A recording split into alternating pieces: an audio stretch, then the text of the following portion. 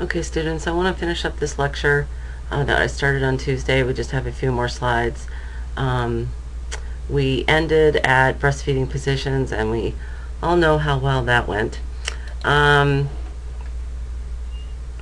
So, latching on, I said in the previous slide that, positioning the nose to the nipple is where you want babies' face position so that they can reach up with their open mouth to latch onto the areola, not the nipple. That will cause a lot of trauma, and baby won't get as good of feeds if baby is just latched onto the nipple. So we need to verify and look and see if that baby is actually on the areola. So the mom can stimulate the baby's mouth with her nipple. The baby will open, and then she pulls the baby to her breast. She doesn't take her breast to the baby. Okay? We'd like to see approximately 10 to 20 minutes. I didn't put minutes in there, but that's 10 to 20 minutes for each breastfeeding session. And in that 10 to 20 minutes, we want to make sure that there's active sucking and swallowing. Now, baby does take pauses every once in a while to catch her breath, but those should only be momentary, just a few seconds or so. We want 8 to 12 feedings per day, and I prefer to have my moms feed on both breasts at each feeding, but sometimes baby will just only do the one breast. The way mom knows that, one of the other ways mom knows that baby got a good feeding is that her breast will feel a little more empty at the end of the feed. And then something that's very important here is for if mom started on her right breast for this feeding, irregardless of whether she finished with the left, she will start on the left with the next feeding. Okay, so that helps her get that hind milk from each one of the breasts if she switches her the starting breast each time.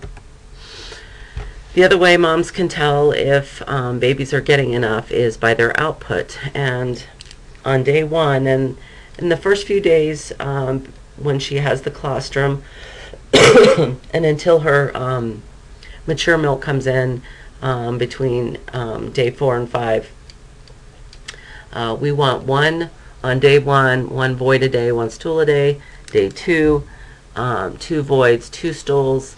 On day 2, you probably still see some meconium, and or it may start transitioning. So meconium is that really dark black looking stool, and then as she transitions, that stool is going to get lighter. It's going to change from a green color until mom gets mature milk, and then baby will start having milk stools, which for a breastfed baby just kind of look like a paste of Grey Poupon and cottage cheese. So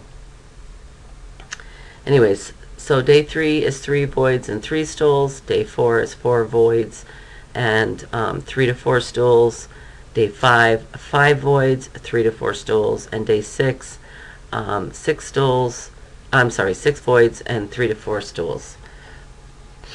And that's the way it should be throughout the entire length of time she breastfeeds her baby. Now, there's different ways for a mom to pump. Hand expression is something that we really encourage in the first 24 hours. And, mom can hand express if a baby's having trouble latching on. Sometimes when babies latch on, and they're latched on correctly, and they take a few sucks, with breastfeeding, they don't get a mouthful of milk with those first few sucks. So some babies will break their latch and start fussing around looking for the breast, thinking that they're not on the breast because they didn't get a mouthful of milk. So we just need to practice patience until baby starts working some milk out of the breast. But one thing a mom can do is do a little bit of hand expression before baby latches on to get some milk there and ready. But particularly at the end of the feed, in the first couple of days, We would really love for moms to hand express after feeds. She will hand express into a little spoon, and then she will drip those drops into the baby's mouth after the feeding. This has been shown to increase the volume of milk mom will produce, and it'll also help mom's milk come in sooner. So the other thing hand expression is helpful for is if a mom is home and she's a little engorged, baby's not quite got a good routine schedule for breastfeeding down, and she could get engorged between feeds, and she can hand express just to make her breast soft enough for baby to latch. But most often, pumping is with an electric or battery operated or even hand operated breast pumps. Now, I do encourage patients to buy the most expensive electric double breast pump they can afford, because it just makes the pumping experience a little more pleasant. So if it's an electric, it's more powerful. If it's a double, they can pump both breasts at the same time so that they're not spending so much time pumping. But I encourage my moms to pump about 3 or 4 times a day after feeds.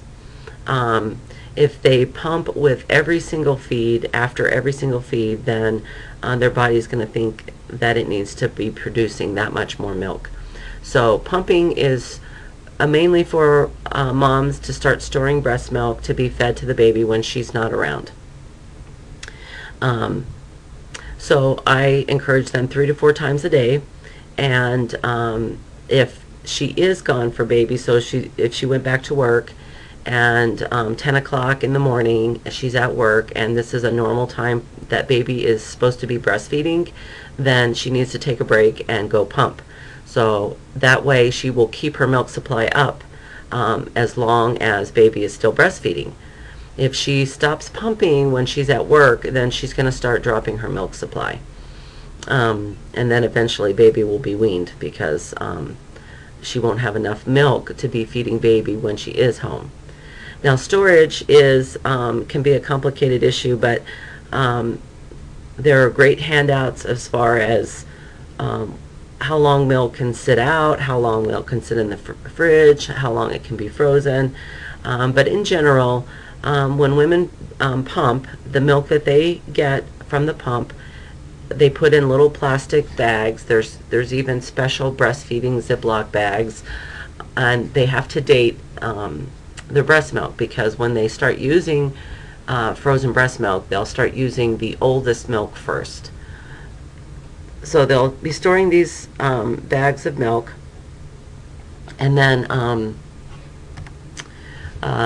this is a little chart of how long milk can be stored different places. So when we're talking about fresh milk that hasn't been put in the refrigerator or frozen, it's fresh breast milk pumped. It can sit out at room temperature for up to 4 hours. After that, it needs to be, or if it's getting close to 4 hours, she needs to either put it in the fridge or have it frozen. And then thawed breast milk, the preferred way, I guess, to thaw breast milk is to put it in the refrigerator and let it thaw, or put it on the counter and let it thaw at room temperature. But sometimes it's time for a feeding, and all of a sudden you find out you don't have any thawed breast milk. So you can thaw breast milk in warm to hot tap water. They do have commercially sold breast milk thawing little containers that are they don't microwave the breast milk, never microwave the breast milk, and never boil. But these devices, you put your breast milk in there, you record how many ounces of breast milk you have, and then you hit the button go, and it thaws that breast milk appropriately, not too hot, and a perfect thaw. So there's those commercial items that they can buy.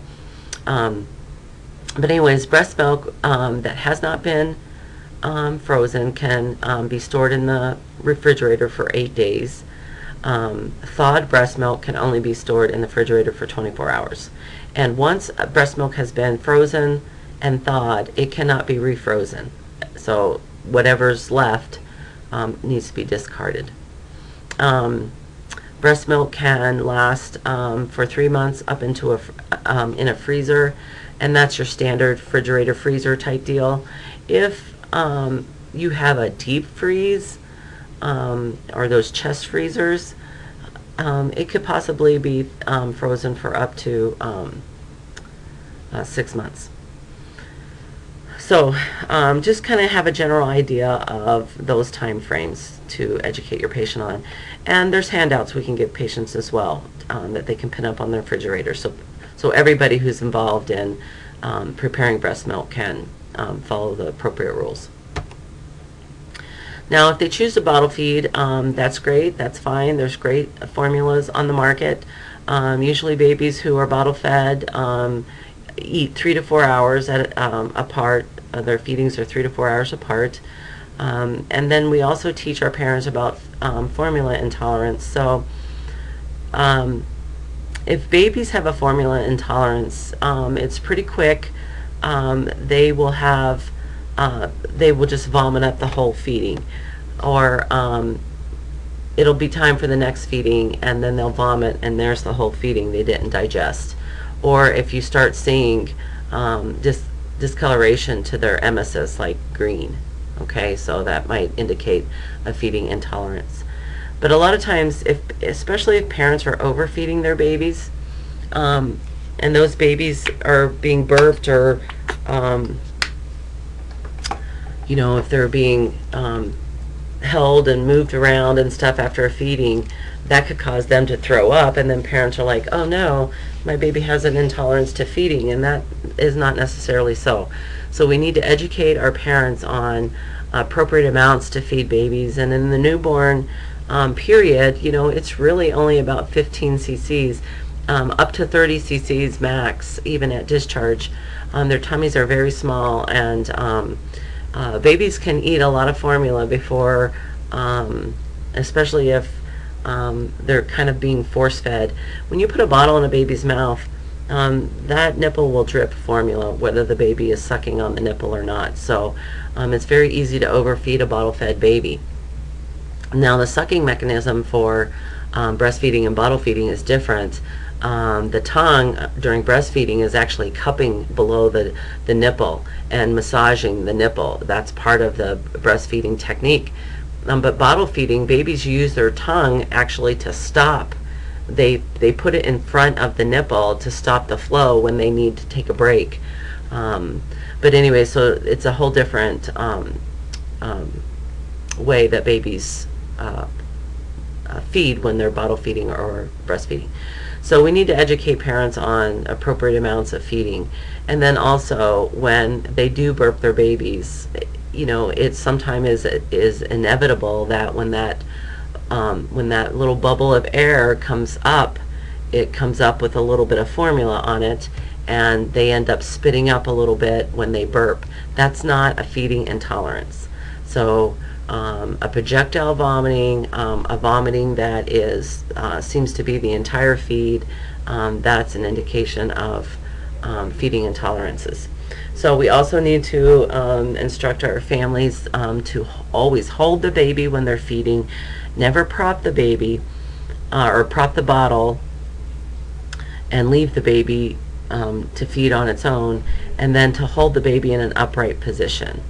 And typically, there's lots of bottles and nipples and stuff on the market. There's really no one better than the other, just whatever your preference is. But slow flow nipples are really good for newborns because that drip that I was telling you about from a bottle, so this is a slower drip, and as babies are sucking on the nipple of a bottle, they're not getting this humongous amount of feed each time. So preparing formula, they need to follow the instructions on the container.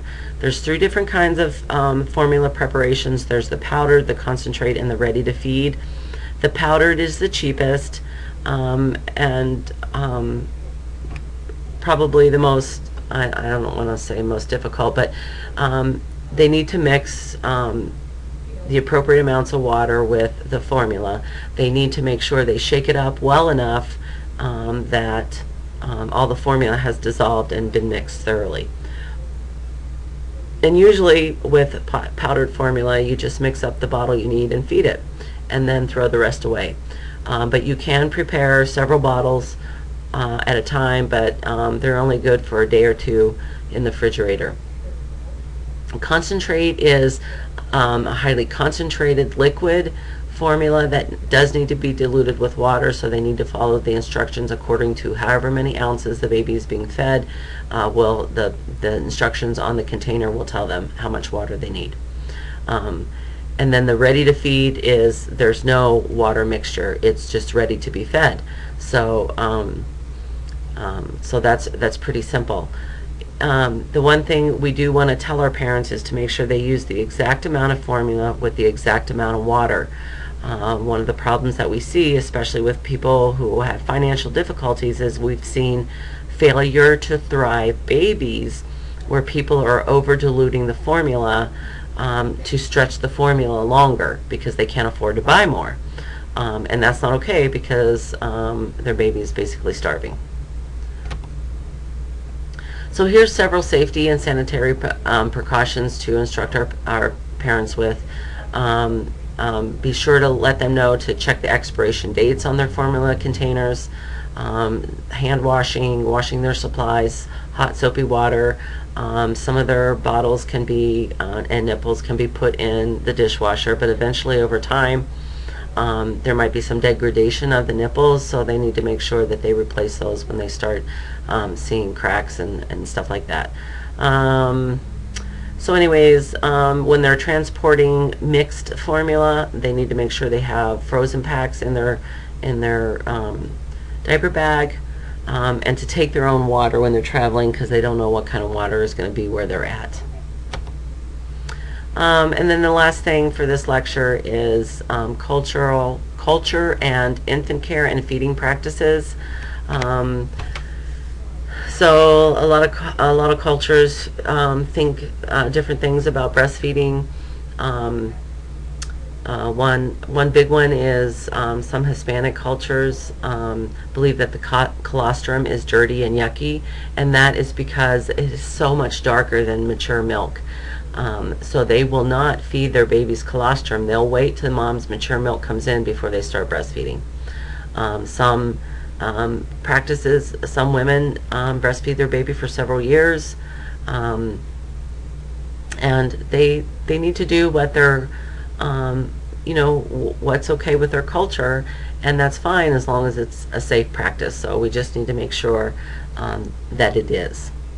All right, so there'll be one more recorded lecture for this series, and then guys will have your exam. Let me know if you have any questions.